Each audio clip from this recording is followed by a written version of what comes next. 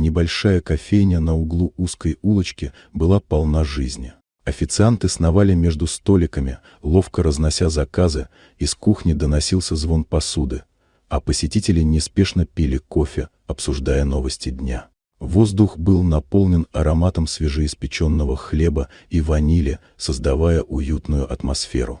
Вдруг дверь резко распахнулась, и внутрь вбежала девочка. Она выглядела изможденной. Слишком легкая одежда для прохладного дня, испачканное лицо, настороженный взгляд. Она втянула голову в плечи, словно ожидала, что ее сейчас прогонят. Немного постояв у входа, девочка нерешительно направилась к стойке.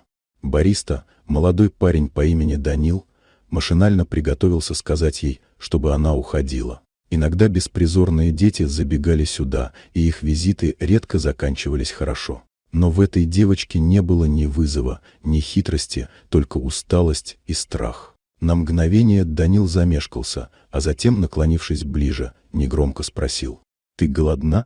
Девочка с опаской кивнула. Не раздумывая, Данил ушел на кухню, а через пару минут перед ней уже стояла тарелка горячего супа, ломоть хлеба и кружка теплого чая. Девочка осторожно начала есть, словно боялась, что у нее могут все забрать. Из дальнего угла за этим молча наблюдал хозяин кафе, человек строгий, привыкший считать каждую потраченную копейку. Он не любил излишней жалости и не поощрял подобные поступки. Но глядя на девочку, которая с благодарностью, но сдержанно доедала ужин, и на официанта, наблюдающего за ней с теплой улыбкой, он почувствовал что-то странное.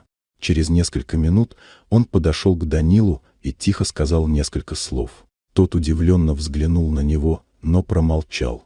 Счет за ужин девочки был оплачен. На следующий день, когда Данил пришел на работу, хозяин вызвал его к себе. Он ожидал выговора, но услышал совсем другое. Его назначили администратором. Данил был ошеломлен.